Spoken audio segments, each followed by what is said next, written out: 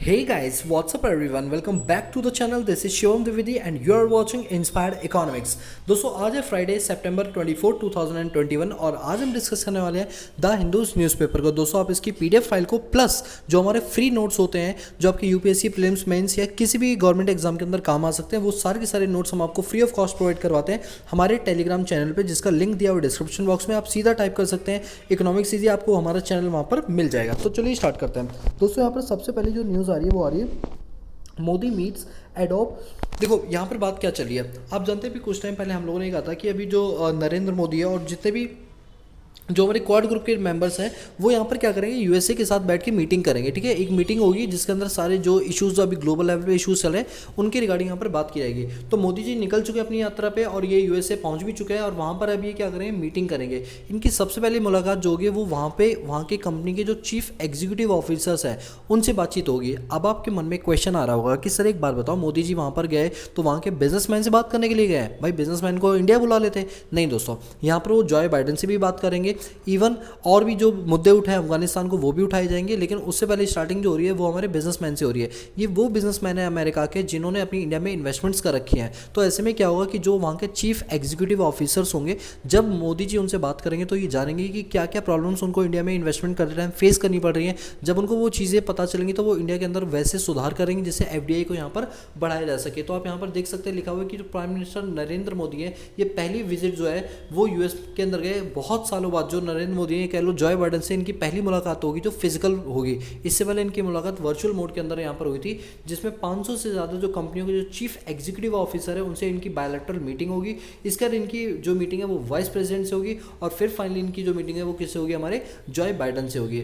और ये जो मीटिंग है इसके अंदर जो मेन मुद्दे हैं वो यहाँ पर उठाए जाएंगे। इसके बाद क्या होगा, जो मिस्टर मोदी है और जो बाइडेन है ये डिस्कस करेंगे जो अफगानिस्तान का जो इशू उठा हुआ है उसको कैसे काउंटर करना है, कैसे टेररिज्म की एक्टिविटीज़ को रिड्यूस करना है, किस तरह से अफगानिस्तान के साथ ट्रेड रिलेशंस को मेंटेन करना है। ये सारी बातचीत यहाँ पर जॉय बाइडेन और जो हमारे नरेंद्र मोदी है ये दोनों मिलकर वहाँ पर करेंगे। ठीक है, तो ये आपके बारे में जानना बहुत ज़रूरी था।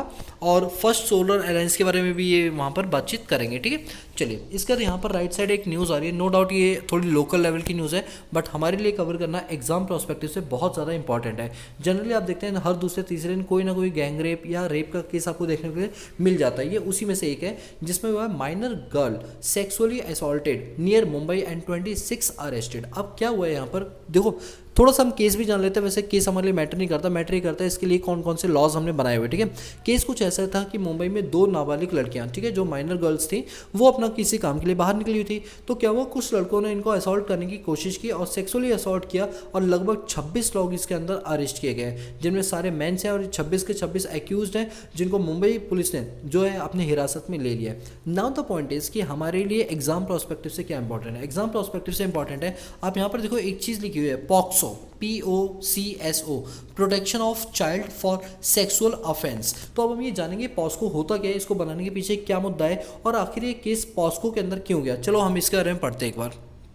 तो इसके लिए मैंने बाकायदा नोट्स बनाए हुए, आप इन नोट्स को विजिट कर सकते हैं। जैसे आप जानते हैं आज हमारी 24 तारीख है, इसको ओपन करते हैं।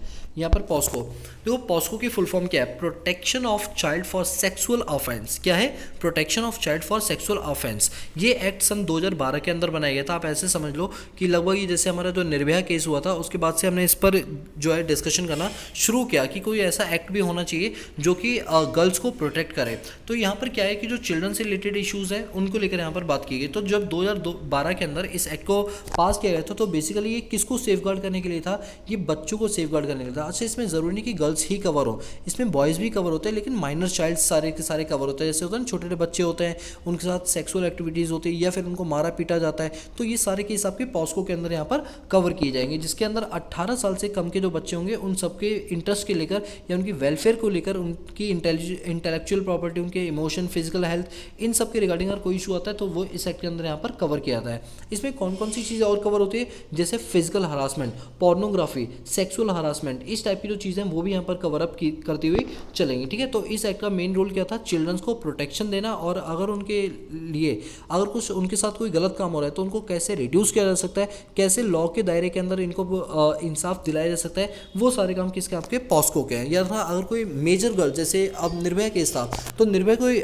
माइनर नहीं थी, वो मेजर थी, तो इसलिए उसका केस पॉस्को के अंदर नहीं गया। लेकिन अगर वो माइनर गर्ल होती तो उसका केस पॉस्को के अंदर ज़रूर जाता है, ठीक है। तो आई होप आपको ये पॉस्को जो है यहाँ पर इस आर्टिकल से समझ आएगा कि पॉस्को क्या होता है, ठीक है। चलिए, ये हमारा पेज नंबर 1 है। इसके अंदर एक और रिपोर्ट आ रही है, एक और आर्टिकल है, Supreme Court may form panel to look into snooping charges. अच्छा, स्नूपिंग का मतलब होता है जासूसी। दोस्तों कुछ वर्ड्स ऐसे होते हैं जिनकी मीनिंग आपको पता होनी चाहिए, तो याद है स्नूपिंग का मतलब क्या होता है, जासूसी। अच्छा, जासूसी वर्ड से आपको क्या समझ आया? सर हाँ, हमें याद आ गया, पेगासस सॉफ्टवेयर। बिल्कुल सही कहा दोस्तों। जो लोग हमारे चैनल पर नए हैं मैं उनको बता दूँ, पेगासस एक ऐसा स्नूपिंग सॉफ्टवेयर है जो कि इजराइल की कंपनी ने बनाया। जब ये सॉफ्टवेयर बनाया जा रहा था पेगासस का, तो बेसिकली ये इजराइल कंपनी ने इसलिए बनाया था कि जो टेररिज्म है इसको काउंटर करने के लिए, जो टेररिस्ट एक्टिविटीज़ होती है उनको काउंटर करने के लिए, उनकी रिकॉर्डिंग को सुनने के लिए, उनके मोबाइल को हैक करने के लिए, ताकि हमें पता चल जाए कि उनका नेक्स्ट स्टेप क्या होने वाला है। इन सब चीज़ों के लिए इजराइल की कंपनी ने इसको बनाया था। ये सॉफ्टवेयर वैसे बहुत महंगा है, ठीक है। अगर आप इसका पेड वर्जन लेते हो तो बहुत महंगा है, अगर आप इनकी सर्विस लेना चाहते हो तो। अभी केस क्या हुआ था कि हमारे इंडिया के जो मिनिस्टर्स लोग हैं, ठीक है, और जो हमारे बिजनेसमैन हैं, इन लोगों के ऊपर पेगासस सॉफ्टवेयर से जासूसी करवाई गई है। अब किसने करवाई भगवान जाने, लेकिन हाँ जासूसी हुई है। ऐसे 26 लोगों के नाम आए जिनके फ़ोनों के अंदर ये जासूसी की गई, भारतीय लोगों की अगर मैं बात करूं तो। इसको लेकर एक बहुत बड़ा चिंता का विषय है, क्योंकि हो सकता है हमारे जो मिलिट्री और डिफेंस के जो सीक्रेट मिशंस होते हैं उनके बारे में कहीं डिस्क्लोजर ना खुल जाए। और जो मंत्री लोग होते हैं ये अपने जो डिस्कशन होता है उनकी कुछ कॉपीज़ अपने फ़ोन में रखते हैं, तो जब पूरा फ़ोन हैक हो जाएगा तो उसके मोबाइल, उसकी फ़ोटो गैलरी, उसके ऑडियो वीडियो और उसमें रखे हुए जो डॉक्यूमेंट्स हैं वो सारे के सारे जो पर्सन है वो उसको एक्सेस कर सकता है। बेसिकली एक ऐसा सॉफ्टवेयर है जो कि आपके फ़ोन में अपने आप इंस्टॉल हो जाएगा और आपको पता भी नहीं चलेगा। इवन उसकी जो इमेज होती है, जो एप्लीकेशन होती है, वो नज़र भी नहीं आएगी।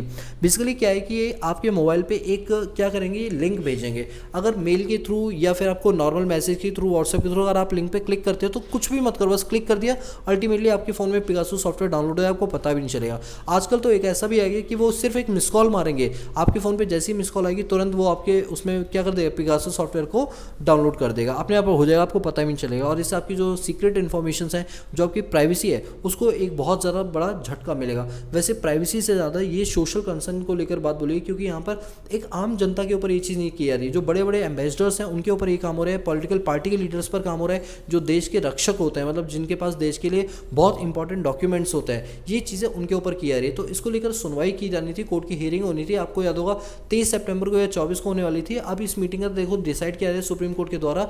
अब क्या इसमें डिस्कशन किया जाए तो कल की न्यूज़ में पता चलेगा कि आने वाले टाइम के अंदर पेगासस सॉफ्टवेयर को लेकर किस तरह से सुप्रीम कोर्ट जो है वो अपनी गाइडलाइंस को यहाँ पर इशू करेगी। तो यही है जो chief justice of India N V Ramana है, इन्होंने थर्सडे को सुप्रीम कोर्ट के अंदर ये इंटेंशन जताई कि इसको एग्जामिन करना चाहिए और उसको लेकर एक कड़े कानून बनाए जाने चाहिए, जो कि इजराइल बेस्ड कंपनी है, और किस तरह से हमें ये स्पाई सॉफ्टवेयर को, जो इजराइल बेस्ड कंपनी है, इस पर किस तरह से पेनल्टी चार्ज करेंगे या क्या करेंगे, वो सारे डिस्कशन अभी सुप्रीम कोर्ट के अंदर यहाँ पर होने के लिए बाकी है, ठीक है।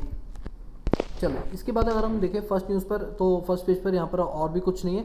अच्छा, यहाँ पर एक चीज़ ये आ रही है, आप इस फोटो को देखो, यहाँ पर एक ऊपर हेडिंग देखो, टॉक्सिक एयर। टॉक्सिक एयर का मतलब क्या होता है, जो वातावरण है, जो हवा है, वो इतनी ज़्यादा टॉक्सिकेटेड हो गई है, मतलब इतनी ज़्यादा ज्वलनशील तो नहीं बोलना चाहिए, बल्कि मुझे बोलना चाहिए कि जो कंपोजिशन है, जिसको अगर हम सांस लें तो हमारी जहरीली गैस है हमारी फेफड़ों के अंदर, जो रेस्पिरेटरी सिस्टम है उसको ये ख़राब कर सकती है। इसके रिगार्डिंग है, आप ये देखिए, हल्की सी स्मोक है इस फोटो के अंदर, देखें ये फोटो ब्लर नहीं है, ये फोटो उस टाइम की जिस टाइम बिल्कुल कोई स्मोक वगैरह नहीं था, बट फिर भी इसके अंदर धुंध जैसी चीज़ पाई जा रही है, जो कि कहा जा रही है टॉक्सिक एयर है, जो कि दिल्ली के कहाँ पे है, ये लाल किले के आसपास जो इलाका चांदनी चौक का, ये एयर वहाँ पर देखने के लिए मिली आपको।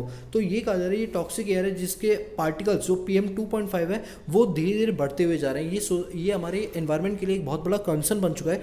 इसको लेकर IPCC की रिपोर्ट भी आई थी, जिसमें कहा गया था कि अगर भविष्य के अंदर जो कंट्रीज़ हैं उन्होंने अगर सही डिसीजन नहीं लिया एनवायरनमेंट को लेकर, तो आने वाले टाइम के अंदर जो एयर पॉल्यूशन है या जो भी हमारे एनवायरमेंटल क्लाइमेट इफेक्ट है वो बढ़ने की चांस बहुत ज़्यादा है। तो ये फोटोग्राफ के थ्रू जस्ट मैं आपको ये बताना चाह रहा था। इसके बाद पेज नंबर 2 पे ये सारी लोकल लेवल की न्यूज़ है, मैं इसको ज़्यादा यहाँ पर कवर करते हुए नहीं चलूँगा, ठीक है। जो हमारे एग्जाम से रिलेटेड है मैं उनकी बात यहाँ पर करूँगा, ठीक है। चलिए, इसके बाद मुझे लगता है अब सीधा मुझे एडिटोरियल पार्ट पर ही आना पड़ेगा, क्योंकि यहाँ पर ऐसे कुछ भी नहीं है, थोड़ी पॉलिटिकल लेवल की न्यूज़ है। ऐसा नहीं कि मैं पॉलिटिकल लेवल की न्यूज़ नहीं कवर करता, मैं वही करता हूँ जो हमारी इंडियन पॉलिटी से रिलेटेड होती है, ठीक है। चलो, यहाँ पर आते हैं एडिटोरियल पार्ट पर। यहाँ पर एडिटोरियल पार्ट के अंदर है अनदर ग्रुपिंग। अच्छा, अनदर ग्रुपिंग का क्या मतलब है? यहाँ पर आप जानते हैं जो हमारा इंडो पैसिफिक रीजन है उसके लिए हमने ऑलरेडी ग्रुप बनाया था जिसका नाम है क्वाड ग्रुप। क्वाड ग्रुप में 4 कंट्रीज हैं, जिसमें आपका इंडिया, USA, जापान और ऑस्ट्रेलिया, ये 4 कंट्री यहाँ पर क्या होती है, कवर होती है। बट अभी क्या है कि एक और नया ग्रुप बनाया गया, आपको पता होगा उस ग्रुप का नाम एकस है, AUKUS, आप यहाँ पर देख भी सकते हैं, लाइन में लिखा हुआ है AUKUS, ऑकस ग्रुप। अच्छा, AU का मतलब ए का मतलब ऑस्ट्रेलिया, UK का मतलब यूनाइटेड किंगडम्स, और US का मतलब यूनाइटेड स्टेट्स। तो ये 3 कंट्रियों ने अपना एक बेसिकली ग्रुप बनाया हुआ है जो कि इंडो पैसिफिक रीजन को काउंटर करने के लिए बनाया गया है। अब आपके मन में क्वेश्चन आ रहा होगा, सर जब हमने quad group already Indo Pacific region के लिए बनाया हुआ है जिसमें चाइना अपनी डोमिनेंसी पोजीशन दिखा रहा है, तो क्वाड ग्रुप बनाने की क्या जरूरत है? बेसिकली जरूरत ये थी कि जो क्वाड ग्रुप है ये उतना अच्छे से वर्क नहीं कर पा रहा था, इस वजह से हमें इसको और स्ट्रॉन्ग बनाने के लिए 3 बड़ी बड़ी नेशंस ने आके यहाँ पर काम करने का मुद्दा उठाया और यहाँ पर क्या किया कि उसको पैसिफिक को, इंडो पैसिफिक रीजन को प्रोटेक्ट करने के लिए यहाँ पर बात की जा रही है। अच्छा, मुझे ऐसा लगता है कि अभी ना क्वाड ग्रुप की मीटिंग होने वाली थी, अगर ये मीटिंग के बाद अगर ऑगस्ट ग्रुप के बारे में डिक्लेरेशन देते तो ज़्यादा अच्छा रहता है, क्योंकि इन्होंने पहले ही डिक्लेयर कर दिया ऑगस्ट ग्रुप के बारे में, तो इस वजह से क्वाड ग्रुप की जो मीटिंग है वो सक्सेसफुल नहीं रहेगी, इवन वो कहो मीटिंग भी ना हो, क्योंकि ऑगस्ट ग्रुप क्या है ना कि ये मीटिंग प्रॉपर नहीं करता था। अब जब उसे पता चल गया कि काउंटर करने के लिए दूसरा ग्रुप बन गया है, तो ऐसे में हम क्यों मीटिंग करें, तो थोड़ा सा इस पर जो क्वाड ग्रुप है उसमें देखने के लिए मिलेगा कि वो थोड़ा डाउन, उसकी वैल्यू थोड़ी कम होती आएगी और ऑगस्ट ग्रुप की जो है वो वैल्यू यहाँ पर बढ़ती हुई नजर आएगी। अब इस बात को लेकर चाइना जो है वो बहुत गुस्से में है। चाइना कह रहा है ऑलरेडी क्वाड ग्रुप तो बना ही रखा था, आप हमें काउंटर करना चाहते थे, एक और ग्रुप बना लिए तो और सोने पे सुहागा वाली बात होगी। तो चाइना से बहुत ज़्यादा खफा है, लेकिन उसे कोई फर्क नहीं पड़ता, आप जिस हिसाब से कब्जा कर रहे हो उस हिसाब से एक ग्रुप नहीं बल्कि 3-3 ग्रुप बनने चाहिए और आप पर काउंटर होना ही चाहिए। ठीक है, तो ये पूरा आर्टिकल इस पर बेस्ड है जो मैं ऑलरेडी कई क्लास में डिस्कस कर चुका हूँ, इसलिए बहुत सारा मैं इस पर डिटेल में अभी नहीं जाऊँगा। इसके बाद यहाँ पर है are disease surveillance system for the future. अब यहाँ पर बात की जा रही है कि जैसे कोई बीमारी होती है वो जब बढ़ना स्टार्ट करती है तो एक वो पीक लेवल पे आ जाती है, लेकिन अगर हमारी पॉलिसीज अच्छे से फ्रेम हो तो हम उस पीक लेवल को दोबारा से डिक्लाइन लेवल पे ला सकते हैं। मेरे कहने का मतलब क्या है, सुनो ध्यान से। बात ये अगर आपको पता होगा कि एक साल ऐसा था हमारे यहाँ पर, जैसे अगर बात करें 1854 की, 1854 की, तो उस टाइम कॉलरा नाम की बीमारी लंदन में बहुत ज़्यादा फैली थी और यही बीमारी दिल्ली में भी बहुत फैल गई थी, मतलब इंडिया के अंदर भी फैल गई थी। तो कोई भी बीमारी होती है तो वो एंडेमिक और पेंडेमिक, ये 2 सिचुएशन के अंदर कवर होती है। तो वो एंडेमिक सिचुएशन के अंदर थी, ठीक है। जैसे अब कोविड जो है वो पेंडेमिक में आती है और एपिडेमिक में आती है उससे थोड़े छोटे लेवल की। तो ये जो बीमारी होती है इनके लिए प्रॉपर वैक्सीनेशन का होना बहुत ज़रूरी है और जो हेल्थ प्रिकॉशंस होती है जो WHO के द्वारा रिलीज़ की आती है उन पर हमें फोकस करना चाहिए। तो ये पूरा आर्टिकल बस ये कहता है कि फ्यूचर के अंदर कभी कोई इतनी बड़ी महामारी जैसे इंडिया के अंदर पोलियो को लेकर, अब तो खत्म हो गया पोलियो इंडिया से, लेकिन पहले था पोलियो बहुत ज़्यादा इंडिया के अंदर फैल गया था। तो इस टाइप से जैसे हमने पोलियो को काउंटर किया, आज के डेट में इंडिया में कोई भी पोलियो का केसेस नहीं है, यानी 100% हम पोलियो फ्री कंट्री बन चुके हैं। इसी तरह से जो पेंडेमिक या एपेडमिक जो डिसीज होती है इनको काउंटर करने के लिए आपको बहुत अपनी रिसर्च लैब को अच्छा बनाना चाहिए, जिससे कि आप काउंटर करने के लिए उसकी वैक्सीन बना सके और जो ये महामारियाँ है इनको यहाँ से दूर किया जा सके। ये पूरा आर्टिकल इस पर बेस्ड है, कुछ खास नहीं, जितना था मैंने आपको उसके बारे में यहाँ पर बता दिया। इसके बाद अगर हम और आगे चले तो यहाँ पर क्लाइमेट चेंज को लेकर एक बहुत इंपॉर्टेंट ये एडिटोरियल आया हुआ है जो कि हमारे पास मुनीर सर ने लिखा हुआ है। अब ये बेसिकली क्या कहना चाहते हैं, ये क्या रहे हैं, ये कहना ये चाह रहे हैं कि जो इंडिया का जो क्लाइमेट है अभी बेसिकली टारगेट इंडिया को कर रहे हैं, लेकिन अगर मैं इसकी पूरी हिस्ट्री बताऊं तो बात यह है कि जैसे आप जानते हैं कि जितनी भी डेवलप्ड कंट्रीज़ हैं या डेवलप्ड नेशन है इन्होंने भाई साहब प्रोडक्शन लेवल दबा के किया। अब क्योंकि इन्होंने प्रोडक्शन लेवल दबा के किया इसकी वजह से क्या हुआ, इनके यहाँ पर कार्बन एम्बिशन या कह लो कार्बन डाइऑक्साइड जो या नाइट्रोजन ऑक्साइड जितने भी जहरीली गैसें होती हैं ये एनवायरनमेंट में बहुत डाइल्यूट की गई, बहुत ज़्यादा एनवायरनमेंट के अंदर फैल गई। बट प्रोडक्शन लेवल बढ़ा, GDP बढ़ा, नो डाउट इससे जो पॉल्यूशन है वो भी बढ़ा, बट उस पर किसी ने चिंता व्यक्त नहीं की। जब हमने देखा कि जो हमारे ग्रीन हाउसेज गैसेज का जो कंपोजिशन है वो बिगड़ चुका है, इवन ग्लोबल वार्मिंग बहुत ज़्यादा बढ़ गई, ग्लेशियर्स बहुत ज़्यादा मेल्ट होने शुरू हो गए, तब हमें ऐसा एहसास हुआ कि GDP की आड़ में आके कहीं ऐसा तो नहीं कि हम एनवायरनमेंट के साथ खिलवाड़ कर रहे हो। इससे क्या हुआ कि जो यूनाइटेड नेशन हमने बनाया था उस यूनाइटेड नेशन के अंदर एक यूनिट है जिसको बोलते हैं UNFCCC, United nation framework on climate change. तो UNFCCC ने एक गाइडलाइन जारी की जिसके अंदर ये बोला कि अब हम चाहते हैं कि हम कुछ अपने टारगेट सेट करें, जैसे millennium development goal, sustainable development goal, MDG 2002 से 2015 तक चले लेकिन पूरी तरह सक्सेसफुल नहीं रहे, तब सस्टेनेबल डेवलपमेंट गोल बनाए जिसके अंदर 17 गोल थे पूरे अचीव करने के लिए, ठीक है, और 164 उसके टारगेट थे।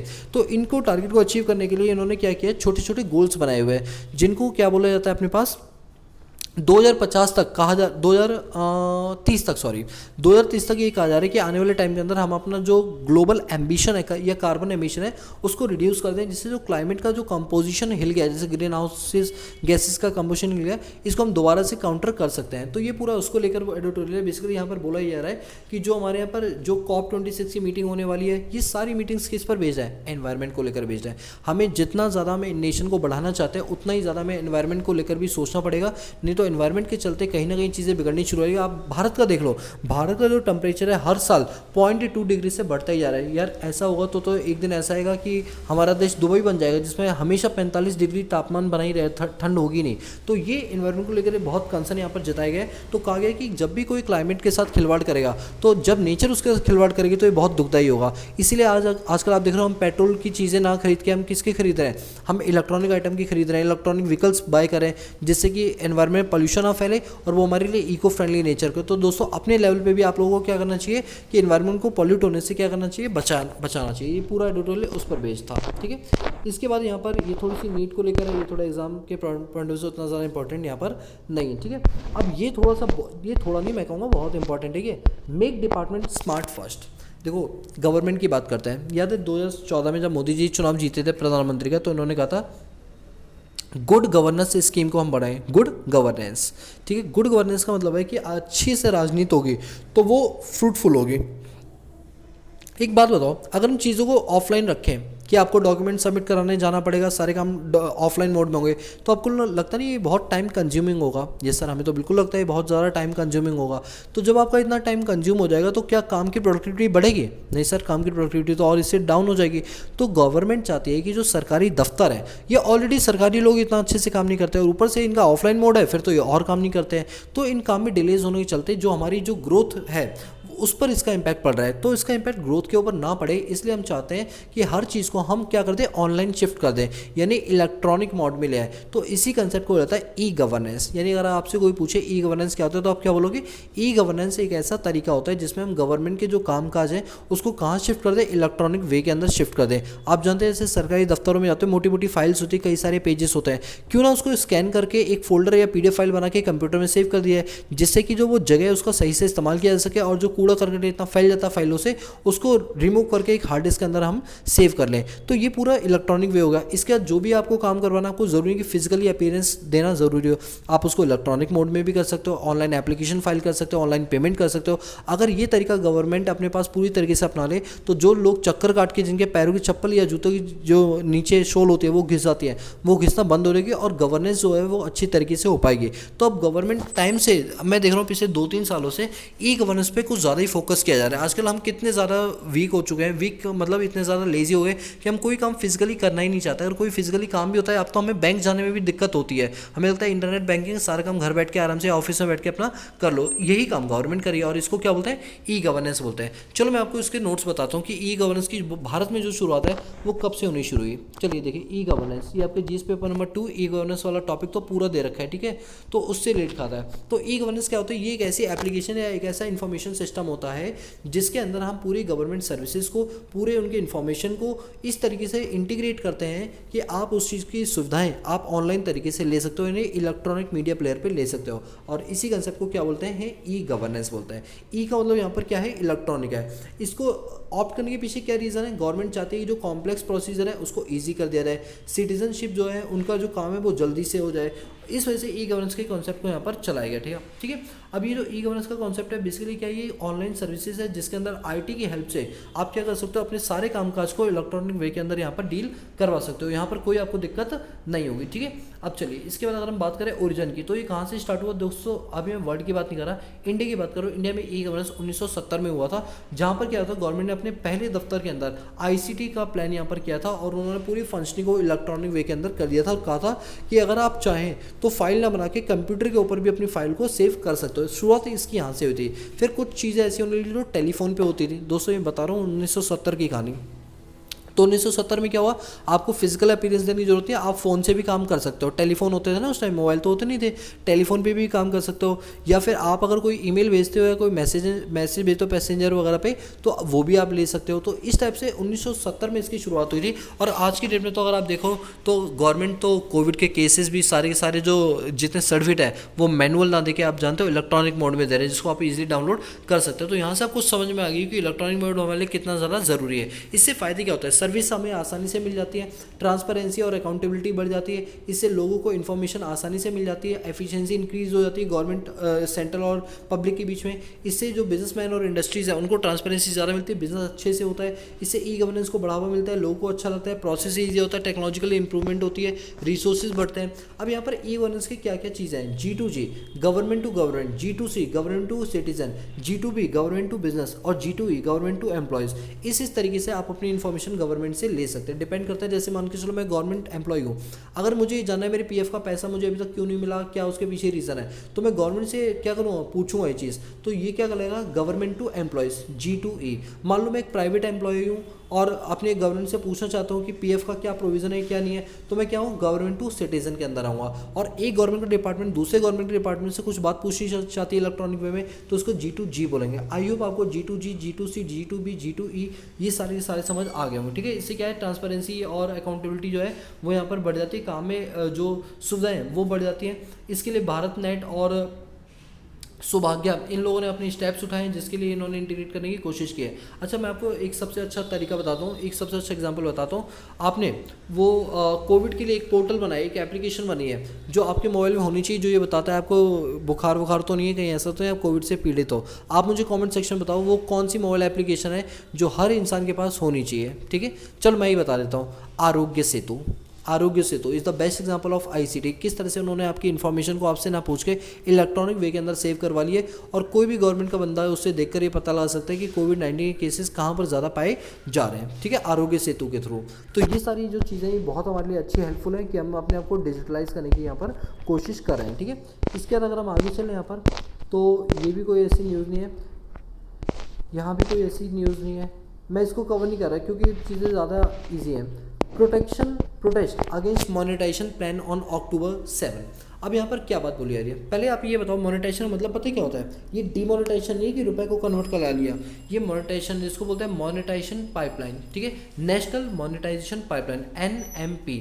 बेसिकली क्या है, आप जानते हो कि जैसे गवर्नमेंट के पास कुछ खाली लैंड्स पड़ी हुई है, कुछ बिल्डिंग्स पड़ी हुई हैं, कुछ रोड्स पड़े हुए हैं, गवर्नमेंट उनको किराए पर प्राइवेट सेक्टर को चढ़ाना चाहती है और बदले में किराया वसूल करना चाहती है, लीज, जिससे गवर्नमेंट की अच्छी खासी रेवेन्यू हो जाए। तो कुछ साल के लिए जब हम प्राइवेट को दे देंगे वो चीज़ें, तो इसको बोलते हैं मोनेटाइजेशन स्कीम। इसके थ्रू जो गवर्नमेंट के फिस्कल डेफिसिट है वो रिकवर हो सकता है और गवर्नमेंट अपनी रिसीट को यहाँ पर बढ़ा सकती है। तो ये जो पूरा प्लान है इसको बोलते हैं मोनेटाइजेशन प्लान। दोस्तों इस पर मैंने कुछ नोट्स बनाए, आप उसको भी देख सकते हैं, जिससे आपको जो चीज़ें वो अच्छे से समझ में आ जाएंगी। ये आपका जीएस पेपर नंबर 3 के हिसाब से बहुत ज़्यादा इंपॉर्टेंट है। इसमें फिस्कल पॉलिसी का एक टॉपिक है। आपको याद होगा दो टाइप की पॉलिसीज होती है, फिस्कल और monetary. Monetary policy RBI frame करती है, फिस्कल पॉलिसी गवर्नमेंट के द्वारा फ्रेम की जाती है। तो बताओ ये नेशनल मॉनेटाइजेशन पाइपलाइन जो स्कीम है ये किसके द्वारा बनाई है, गवर्नमेंट के द्वारा। तो इसको क्या बोलेंगे, फिस्कल पॉलिसी। अभी न्यूज़ में क्यों है, क्योंकि इंडिया ने कहा है कि हम नेशनल मॉनेटाइजेशन पाइपलाइन के थ्रू 6 लाख करोड़ रुपए वसूल कर लेंगे अगले 3 साल के अंदर, यानी फाइनेंशियल 2022 से लेकर 2025 तक हम 6 लाख करोड़ रुपए कमा लेंगे अगर हम अपनी एसेट्स को, जो बेकार एसेट्स पड़ी जिसका गवर्नमेंट यूज़ नहीं करिए, अगर हम उनको किराए यानी लीज पर उठा दे, प्राइवेट सेक्टर को बेचेंगे नहीं, हम लीज पर उठा देंगे, तो इससे गवर्नमेंट को लगभग 6 लाख करोड़ रुपए की इनकम हो जाएगी। मैं आपको एक एग्जांपल से समझाता हूँ। जैसे मान के चलो कि यूपी के अंदर एक ग्रुप है, ग्रुप क्या है, एक जगह का नाम है नोएडा। नोएडा में अभी भी कई सारी जगह ऐसी बची हैं जहाँ पर जंगल बने हुए हैं, जहाँ पर कोई कामकाज नहीं हो रहा। गवर्नमेंट चाहती है इन पर कंस्ट्रक्शन एक्टिविटी हो, लेकिन गवर्नमेंट का इतना पैसा नहीं है कि वो इतनी कंस्ट्रक्शन एक्टिविटी यहाँ पर करा सके। गवर्नमेंट ने कहा कि आप क्या करो, प्राइवेट सेक्टर आप इस पर इन्वेस्ट करो, जिसको हम बोलेंगे नेशनल मॉनेटाइजेशन स्कीम, और हम आपको ये ज़मीन पिछले अगले 20 साल तक के लिए दे रहे हैं। 20 साल तक एक्सक्लूसिव राइट आपके पास होंगे, 20 साल बाद ये लैंड हम आपसे ले लेंगे, लेकिन ये 20 साल तक आप यूज़ करो, इसके बदले आप हमें अभी 1500 करोड़ या 2000 करोड़ रुपये अभी दे दो, इसका फिर आप जैसे यूज़ करना चाहो वैसे यूज़ करो।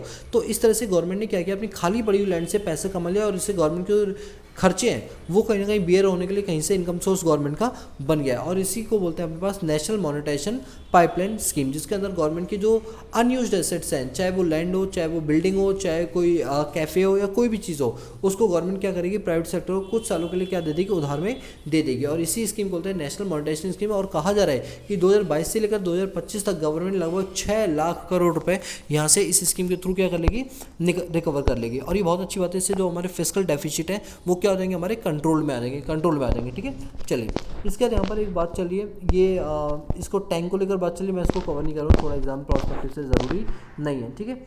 अब इसके बाद यहाँ भी ये थोड़ी पॉलिटिकल लेवल की और एडवर्टाइजमेंट है, इसको हम यहाँ पर कवर नहीं करेंगे।